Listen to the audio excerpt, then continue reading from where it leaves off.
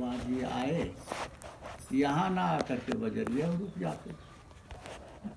Cycle से आए तो साइकिल साधन हुआ और साधन का सदुपयोग, यहाँ आ गए सदुपयोग, बाजार में उनके दुकान घूमते दुरुपयोग हो गया। तो यही कहते हैं साधन का सदुपयोग।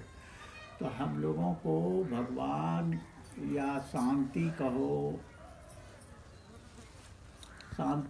या भगवान कहो या दुख मिटाने की युक्ति कहो, एक ही बात है। तो शांति का साधन वह प्राप्त है, ऐसा नहीं कि बाजार से लाएंगे तब उसके द्वारा शांति मिलेगी, ऐसा नहीं है। ये बाजार से लाएंगे तभी पूजा करेंगे तो शांति मिलेगी, ये ऐसी भी बात नहीं है। तो जो हम लोगों को साधन मिला है और उसका दुरुपयोग करके हम अशांत हो रहे हैं। साधन का सदुपयोग करें तो उसी साधन से शांति है, उसी साधन से कल्याण है, उसी साधन से दुख मिट सकता है। तो हम लोगों को साधन प्राप्त है, साधन का दुरुपयोग करके हम दुखी होते हैं। हम समझ नहीं पाते हैं कि जो हमसे दोष अपराध बन जाता है वह कभी भोगना भी पड़ेगा, ये समझ नहीं पाते। अहंकार के वेग में हम वैसा कर देते हैं, अहंकार के वेग में वैसा सोच लेते हैं, वैसा कर लेते हैं, वैसा बोल जाते हैं, वैसा चल जाते हैं। यह अहंकार के, और फिर उसी अहंकार को भोगना भी पड़ता है, झेलना भी पड़ता है। तो कहने का तात्पर्य है कि साधन का सदुपयोग कर, अच्छी जगह लगाकर, अच्छे काम में लगाकर, सर्वहितार्थ लगाकर हम अपना कल्याण कर सकते हैं। और उसी का दुरुपयोग कर, भगवान से मिला यह शरीर साधन है या पैर साधन है, हम चाहें तो पैर रूपी साधन द्वारा यहाँ आ सकते हैं, पैर रूपी साधन द्वारा हम सिनेमा भी जा सकते हैं। पैर रूपी साधन द्वारा हम ताश खेले वाले जुआड़ी के बीच या फिर शराबी कबाबी के भी बीच बैठ करके हम अपना दोष बढ़ाए। ये अहंकार देख नहीं पाता है कि ये झेलना ही पड़ेगा, ये कालांतर में कभी भोगना भी पड़ेगा। जब भोगना पड़ता है तो बाप बाप चिल्लाता है, देवी देवता भगवान पुकारता है, संत महात्माओं के निकट गिड़गिड़ाता है, यह हो ही नहीं तो फिर कहीं जाने का जरूरत नहीं। तो वही कह रहे हैं साधन का सदुपयोग। शरीर साधन है, शरीर के विभिन्न अंग साधन है, पैर साधन है, हाथ साधन है। इसी हाथ से किसी की सेवा कर सकते हैं, इसी हाथ से किसी को धक्के देकर गिरा भी सकते हैं। शरीर साधन है, शरीर के पीछे विभिन्न अंग, यह भी साधन है। शरीर के पीछे, शरीर के साथ जो कुछ भी विभिन्न अंग मिला है वह भी साधन है। आँख मिला है, इस आँख से हम भगवान के दर्शन कर सकते हैं, मंदिर में दर्शन कर सकते हैं। इन्हीं आँख से किसी का आँख बंद डिब्बा गायब भी कर सकते हैं, चोरी भी कर सकते हैं।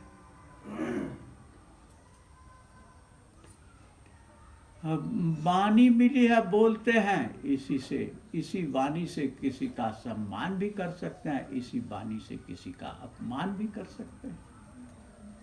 तो ये कहने का तात्पर्य कि भगवान से साधन मिला है। किसके साधन? शांति के साधन, कल्याण के साधन, सच्चे सुख की प्राप्ति का साधन, दुख मिटाने का साधन वह मिला है। ये शरीर के साथ ही, साधन को जुटाने की आवश्यकता नहीं है।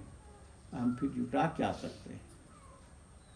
साधन को जुटाने की आवश्यकता नहीं, यह मिला है भगवान की कृपा से, उसका सदुपयोग कर ले जाए, हमारा कल्याण है। तो उसी पर चर्चा है, साधन का सदुपयोग। संसार में करोड़ों मनुष्य ऐसे हैं जिनके जीवन में मानव धर्म तथा ईश्वर परमात्मा के विषय में कोई प्रश्न ही नहीं उठता। कहते हैं करोड़ों है ना, 130 करोड़ भारत की आबादी है, तो इसमें कहते हैं करोड़ों, 1 करोड़ से ज़्यादा। करोड़ों का माना 1 करोड़ से ज़्यादा, जो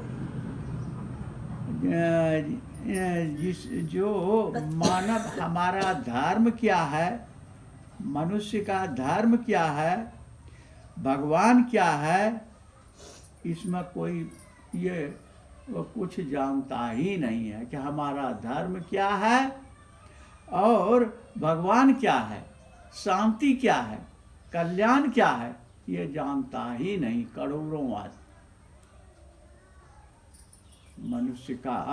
मनुष्य शरीर मिला है, तो हमारा धर्म क्या है, हमको क्या करना चाहिए, कैसा हमारा जीवन होना चाहिए, कैसे चलना चाहिए, क्या उचित है, क्या उचित नहीं है, क्या करना चाहिए, क्या नहीं करना चाहिए, ये करोड़ों आदमी नहीं जानते। और ये उसके अंदर यह भी नहीं होता है कि जाना मानव धर्म क्या है, भगवान क्या है, शांति क्या है। उन्हें अपनी कामना पूर्ति के सुख के अतिरिक्त कुछ चाहिए ही नहीं। उनको ऐसे करोड़ों आदमी हैं जिनको अपनी इच्छा की पूर्ति के अलावा कुछ चाहिए ही नहीं। इच्छा पूरी होती जाए, इच्छा पूरी होती जाए,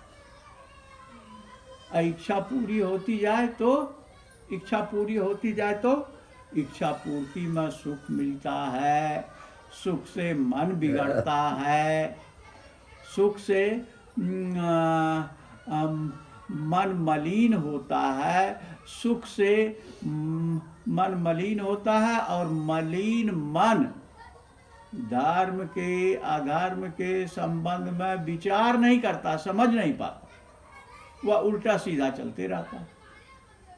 मलिन मन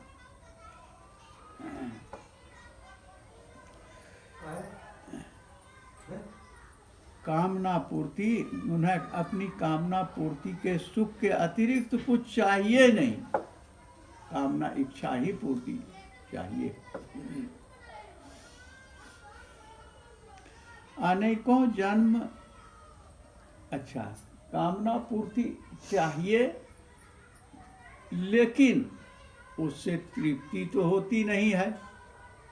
एक पूरी हुई, फिर दूसरी इच्छा खड़ी हो गई, फिर दुख आकर के खड़ा हो गया, अब ये चाहिए।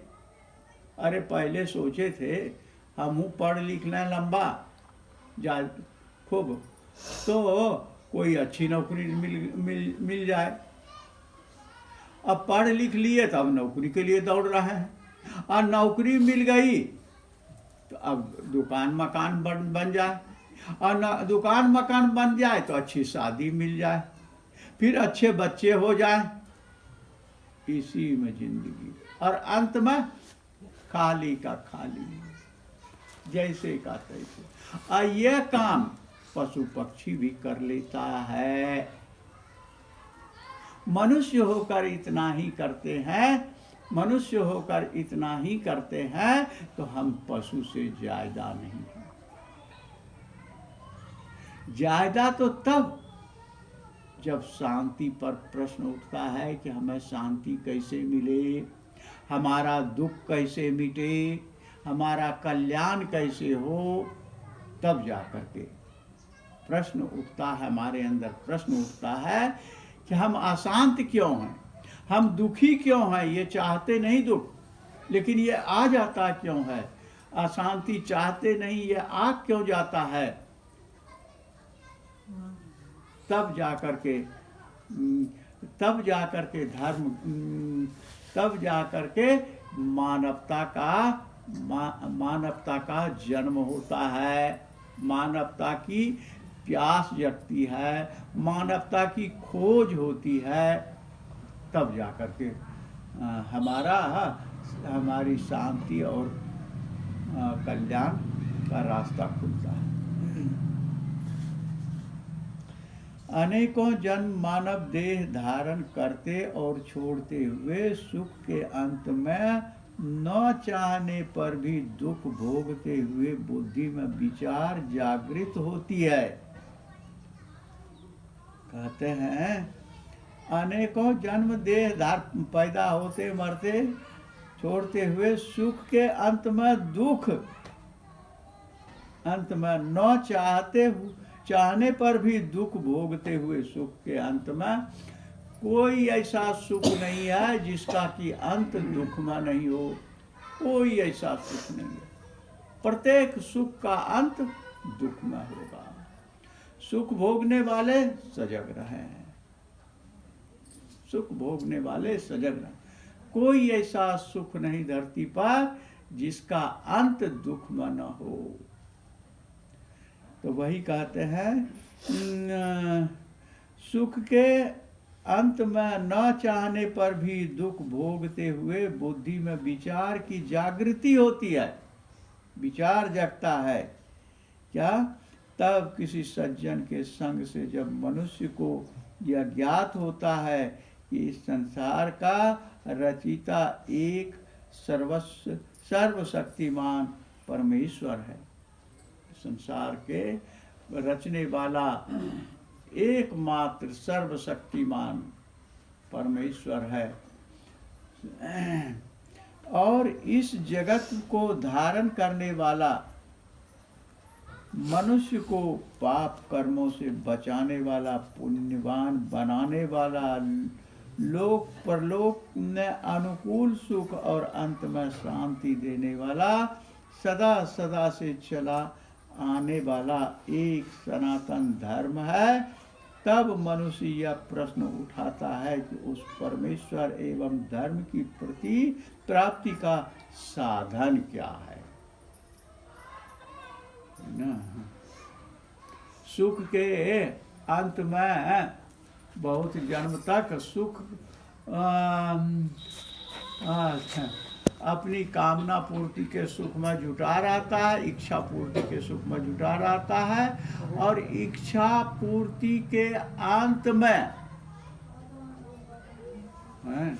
इच्छा पूर्ति के सुख, जो सुख मिलता है उसके अंत में नहीं चाहने पर भी दुखी आ जाता है।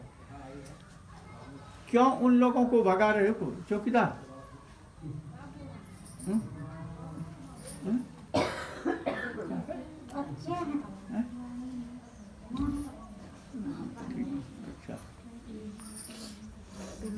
फालतू है, एक भगाए दे। अच्छा, फालतू है,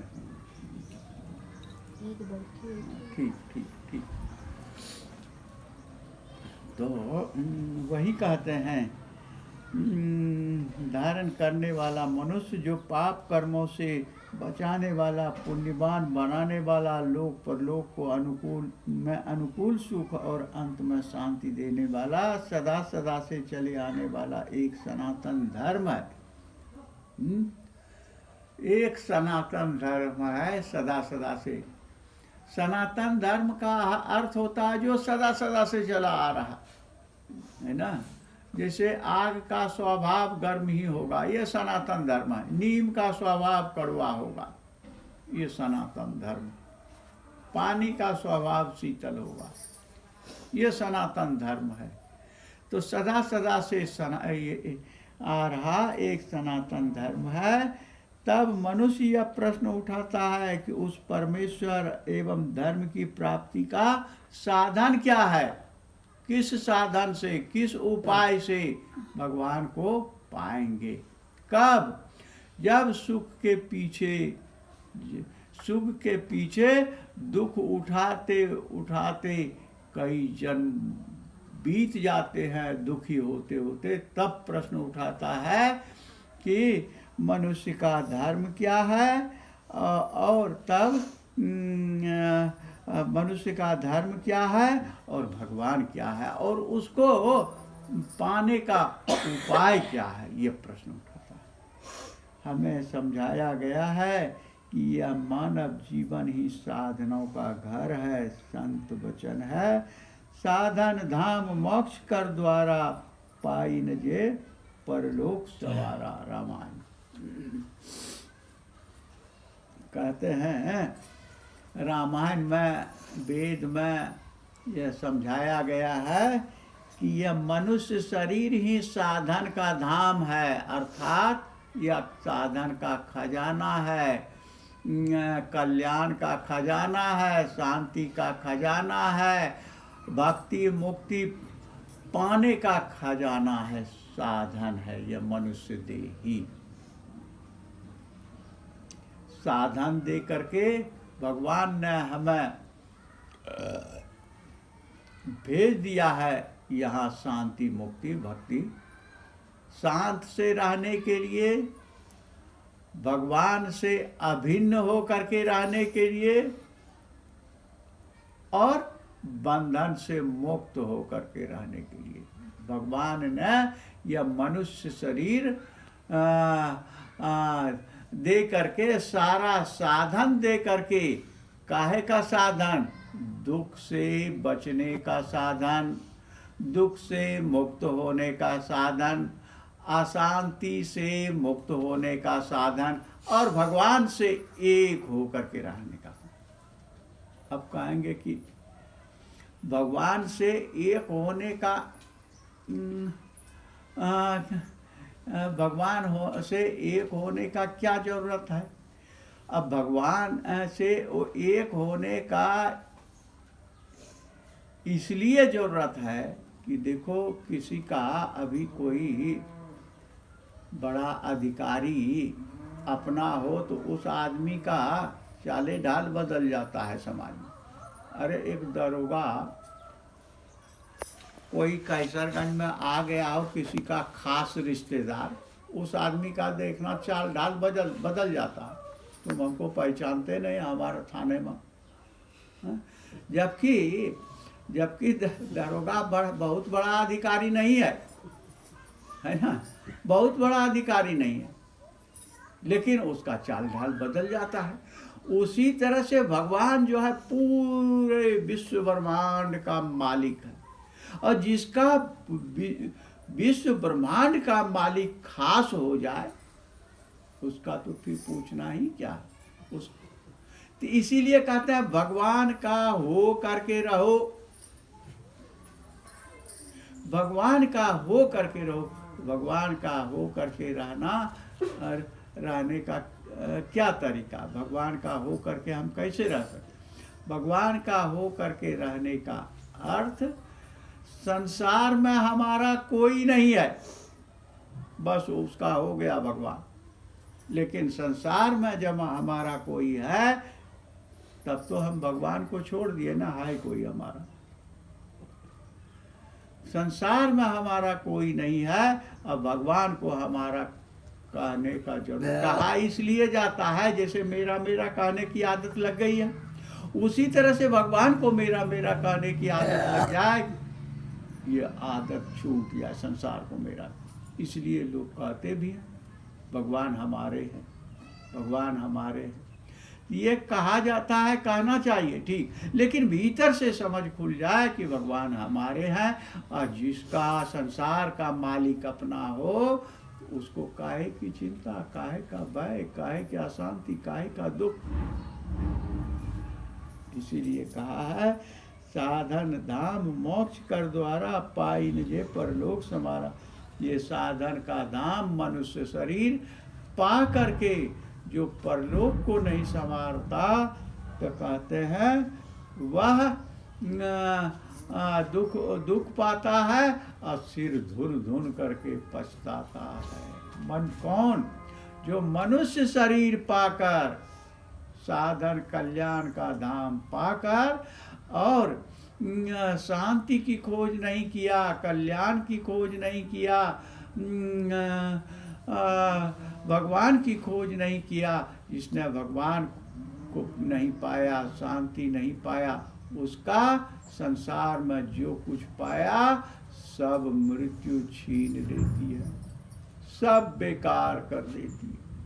और जिसने संसार में कुछ न पा करके शांति मुक्ति भक्ति पा लिया, उसका जीवन धन्य हो गया। उसने यहाँ भी छक करके कायदे से जिया और मरा भी छक करके, अब मर करके जहाँ गया वहाँ भी प्रसन्नता पूर्वक जिया। हमें जैसा भी तन मिला है, साथ ही 5 ज्ञानेंद्रियां, 5 कर्मेंद्रियां तथा मन चित्त बुद्धि युक्त अंतःकरण मिला है। यह सब साधन है। कहते हमें जैसा भी तन मिला है, यह शरीर जैसा मिला है, साथ ही 5 ज्ञानेंद्रियां, ये शरीर मिला है, इसके साथ 5 ज्ञानेंद्रियां, ठीक है ना। 5 ज्ञानेंद्रियां, अब आग रख दे कोई, हाथ जरा सा छू जाता है, अरे यहाँ, ये ज्ञानेंद्रियां। कुछ यहाँ बदबू करने लगे, नाक कहेगा कि अरे यहाँ कुछ सड़ा गला, कहीं चूहा मर, कहीं गिल्ली मरी होगी, गंधा काहे रहा, ये ज्ञानेंद्रिय। कहते हैं जैसे हमें तन मिला है, साथ ही 5 ज्ञानेंद्रिया। भोजन कर रहा हो, एक उसमें वो चला जाए, बाल चला जाता है कि नहीं, बाल कभी कभी मुंह में चला जाता है, वो खाद्य पदार्थ भोजन सामग्री में हो, मुंह में चला, देखो वहाँ जुबान रुक, वहाँ तुरंत उसको जो है बराने लगा, तो वो ज्ञानेंद्रियां हैं। आँख नाक कान, ये ज्ञानेंद्रियां, इससे ज्ञान प्राप्त हो। 5 कर्मेंद्रियां, 5 कर्मेंद्रियां है, जैसे नाक कर्मेंद्रिया, कान, किसी की कोई चिल्ला जाए, रोने की आवाज आए, देखो सब खड़बड़ा जाएंगे, कोई बात हो गई क्या, इधर से आवाज आ रही, तो ये कान से सुने, तो ये कान हो गया कर्मेंद्रिया, कान हो गया कर्मेंद्रिया, काम करने की इंद्रियां। कर्मेंद्रिया का अर्थ हुआ काम करने की इंद्रियां, और ये सुने, ये सुनना हो गया ज्ञानेंद्रिया। 5 कर्मेंद्रिया, अब 5 ज्ञानेंद्रिया, सबको ये मिला है मनुष्य शरीर मिलने के साथ, तथा मन चित्त बुद्धि युक्त अंतःकरण मिला। ये 5 कर्मेंद्रिया, 5 ज्ञानेंद्रिया, उसके ऊपर मन, उसके बाद चिंतन होता है, जाए कि नहीं जाए, जाए कि नहीं जाए, खाए कि नहीं खाए, बोले कि नहीं बोले, सोए कि नहीं सोए, जगा कि नहीं जगा। ये जो जहाँ चिंतन होता है, इसको कहते हैं चित्त। जहाँ चिंतन होता है हमारे मन में, इसको कहते हैं चित्त। मन चित्त, और उसके ऊपर बुद्धि, तुरंत बुद्धि कहेगी कि नहीं जाना चाहिए भाई, सत्संग है आज रविवार 10 बज गया, अब जाना चाहिए, 10:30 बज गया, जाना चाहिए, देर काहे हो गई। तो ये उसके बाद बुद्धि निर्णय दिया। तो ये 5 कर्मेंद्रियां, 5 ज्ञानेंद्रिया, चित्त, मन चित्त बुद्धि युक्त अंत, मन चित्त बुद्धि, ये 3 अंतःकरण अर्थात अंदर के काम करने के साधन, औजार, अंदर के काम करने के औजार। जैसे मोबाइल काम करने के औजार है, फोटो खींच लिए, वीडियो बना लिए, क्या नाम, कहीं से बात कर लिए, कहीं से कोई समाचार आया सुन लिए, तो ये क्या है, साधन। साधन है, ये काम करने के साधन है। ये बाहर के साधन है, और अंदर के साधन है 5 कर्मेंद्रियां, 5 ज्ञानेंद्रियां, और 3 अंतःकरण। भीतर, अंत मना भीतर, और करण मना जिससे काम किया जाता है उसको करण करना। काम करने के साधन अंतःकरण है, अंतःकरण मिला है। यह सब साधन ही है। इन मिले हुए साधनों का दुरुपयोग से अनेकों प्रकार के सुख के अंत में हम कष्ट भोगते हैं। ये तो कितना साफ कहा। 5 कर्मेंद्रिया, 5 ज्ञानेंद्रिया और 3 अंतःकरण, भीतर के काम करने के औजार। 5 5 10 3 13 हो गया। और 13 के कहते हैं दुरुपयोग से अनेकों प्रकार के सुख के अंत में हम कष्ट भोगते। दुरुपयोग जो हुआ, इस सब का दुरुपयोग, हम लोग दुरुपयोग में जिंदगी निपट जाती है, समझे में नहीं आता। इसके दुरुपयोग में ही जिंदगी निपट जाती है, समझे में नहीं आता है ना। अंत में दुरुपयोग से अनेकों प्रकार के सुख के अंत में हम कष्ट भोगते हैं। सुख के अंत में हम दुख उठाते हैं। इन्हीं साधनों के उपयोग से हम शक्ति, संपत्ति, योग्यता प्राप्त करते हैं। इन्हीं साधनों के सदुपयोग से हम शक्तिमान होते हैं, शक्ति, संपत्ति और योग्यता प्राप्त करते हैं। इनके सदुपयोग से, इन साधनों के उपयोग से हम शक्ति, संपत्ति, योग्यता प्राप्त करते हैं। शक्ति प्राप्त करते हैं, संपत्ति प्राप्त करते हैं और योग्यता प्राप्त करते हैं। और इन्हीं साधनों के दुरुपयोग से हम शाश्वत, इन्हीं साधनों के सदुपयोग से, हाँ 3 शब्द दिया, दुरुपयोग, उपयोग और सदुपयोग। दुरुपयोग, उपयोग और सदुपयोग, 3 चीज। दुरुपयोग से हम दुख उठाते हैं और उपयोग से हम संपत्ति प्राप्त कर लेते हैं, योग्यता कुछ पढ़ लिख करके योग्यता प्राप्त कर लेते हैं, और अच्छे लोगों के संग में, संत महात्माओं के संग में, सत्संग में, धर्म ग्रंथ के संग में हम मानवता के विकास का पथ भी ढूंढ लेते हैं। तो ये योग्यता हमारी होगी, योग्यता प्राप्त करते हैं। और इन्हीं साधनों के दुरुपयोग से हम शाश्वत शांति, स्वाधीनता, स्वतंत्रता तथा मुक्ति, भक्ति, आनंद प्राप्त करते हैं। इन्हीं का सदुपयोग करते हैं। और इसका यदि हम भौतिक विकास में लगाए, ये जो साधन 13 है, 5 कर्मेंद्रिया, 5 ज्ञानेंद्रिया, 3 अंतःकरण, 10 3 13, ये डंडा उठाओ, उठाओ डंडा, बहाओ, उठाओ डंडा, डंडा उठाओ।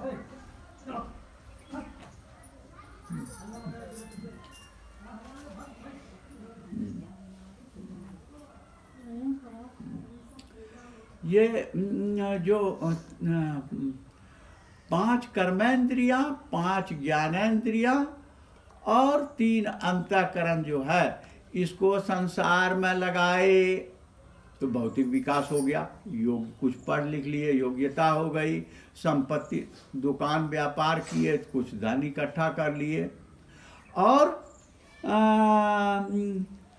शक्ति, संपत्ति, योग्यता, शक्ति, संपत्ति और योग्यता। अब मान लो इस शक्ति का अर्थ है कि हम जो है समाज में जनप्रिय भी हो गए, तो एक शक्ति हो गई। शरीर निरोग था, अब समझ करके खान पान में सुधार किए थे, शरीर की भी शक्ति बढ़ गई।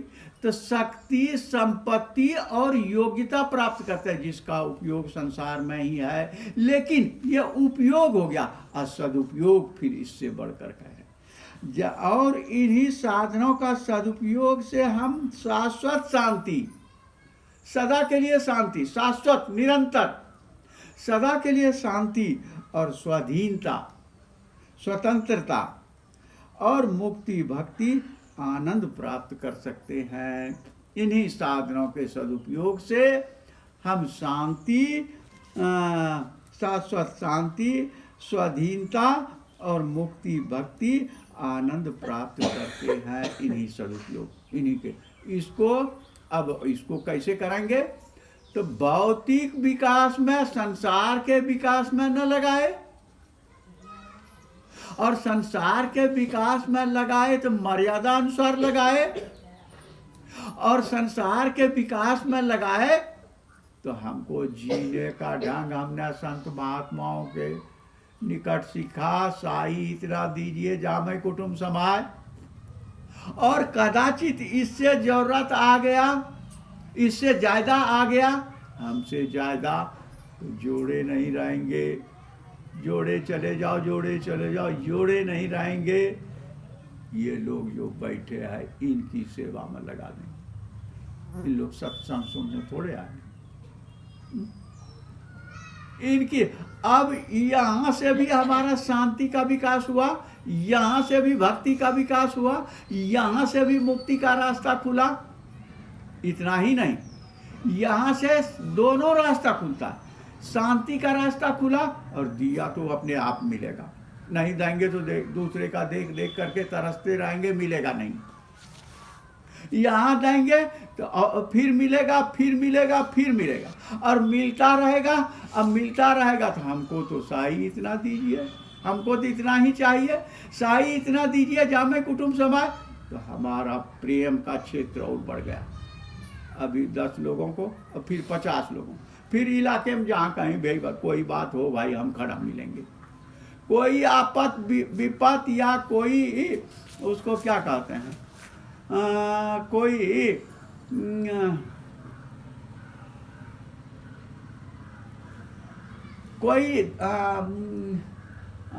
क्या कहा जाए, दुर्घटना हो जाए तो हम पहले खड़ा मिलेंगे।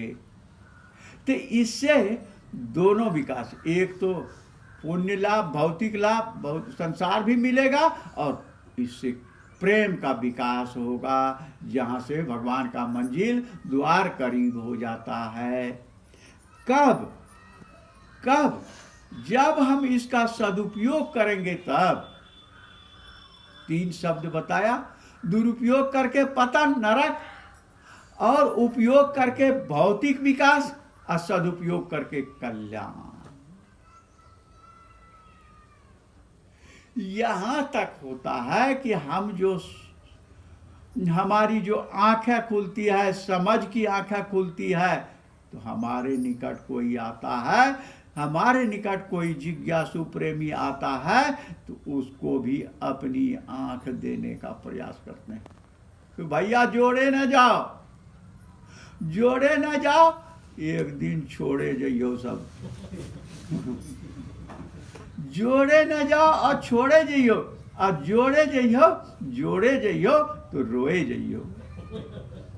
इसलिए जोड़ो नहीं, जोड़ो नहीं, नहीं तो सब छोड़े जाइयो। तो ये 3 शब्द हुआ, दुरुपयोग, उपयोग। दुरुपयोग से नरक, दुख, परेशानी, हम विचार नहीं कर पाते, हमारी समझ नहीं खुलती। ठीक है ना? अरे अपने स्वार्थ की पूर्ति के लिए पता नहीं क्या कर देते हैं, क्या कर देते हैं, उल्टा सीधा पता नहीं क्या कर देते हैं। गलत तो गलत है, सही को भी गलत हम बना देते हैं। अब बताओ कि इसका परिणाम कितना घातक होगा, हम गौर नहीं कर पाते। इस पर यदि गौर किया जाए, सही को जब हम गलत करते हैं तो हमको तो इसी समाज में रहना है कि बुढ़ियावस्था बांध करके हम तीसरी जगह जा पाएंगे? कोई जाएगा? और जाए, मान लो यहाँ से कैसरगंज चले गए, यहाँ से बहराइच चले गए, एक आध जगह जा सकते हैं, एक आध जगह जा सकते हैं, बदल सकते हैं। ज़्यादा नहीं कि बाबा की तरह झोला उठाए चल दिए, ऐसा नहीं है, ऐसा नहीं, ऐसा नहीं कर पाएंगे, क्योंकि हमारा गृहस्थ जीवन है, हम कहाँ तक ये नट माहौत या बाबा के तरह भागे फिरेंगे? भाग नहीं फिर सकते। अच्छा, हमको तो इसी समाज में रहना पड़ेगा। हम ही जहर घोले, हम ही मर रहे हैं, मरते रहो। और ये चलता रहेगा, चलता रहेगा। हम ही होशियार नहीं, अगला वही सीख रहा। हम होशियारी करके काम निकाल ली। लोग तो यही देखता है, देखो तड़ा किसने काम निकाल, माहौल बना लिया, काम निकाल लिया, वोट ले लिया, नेता हो गया, और वहां सोच रहा ये रातों रात बन रहा, लेकिन परिणाम तो नहीं देखता कि इसका परिणाम क्या होगा, इसका परिणाम क्या होगा। कहते हैं तप से राज्य, तप से राज्य।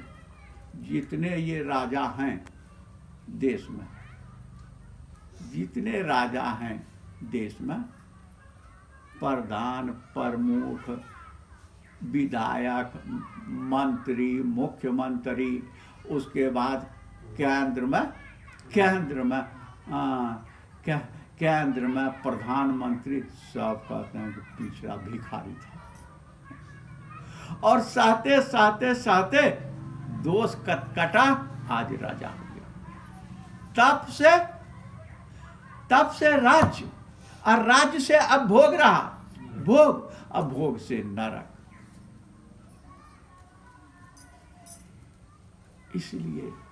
इसलिए सजग रहना चाहिए।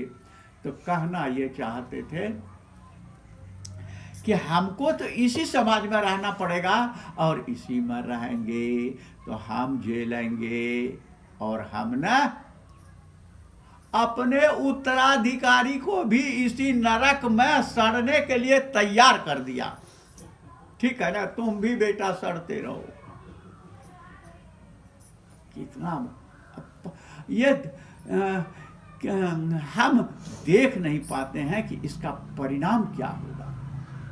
अरे कोई भी मान लो उस तरह नटमा होता है, आबा बाबा है तो चलो यहाँ, नहीं तो वहीं चले, कहीं चले गए। और कहीं चले गए क्या, वह तो आबा बाबा की बात अलग है।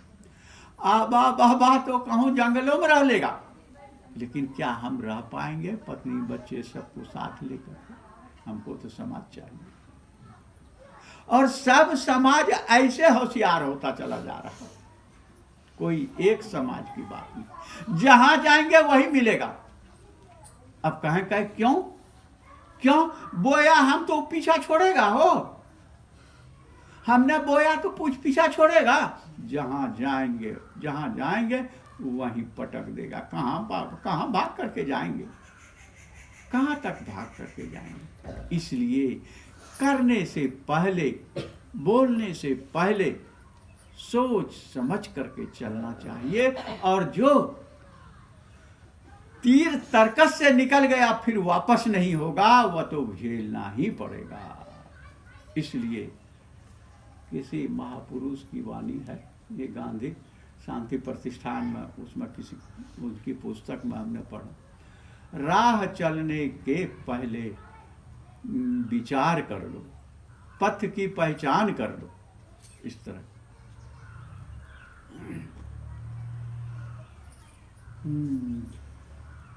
जिन तन रूपी साधन के द्वारा हम हिंसा, चोरी, व्यभिचार, अनाचार करते हैं, उसी तन रूपी साधन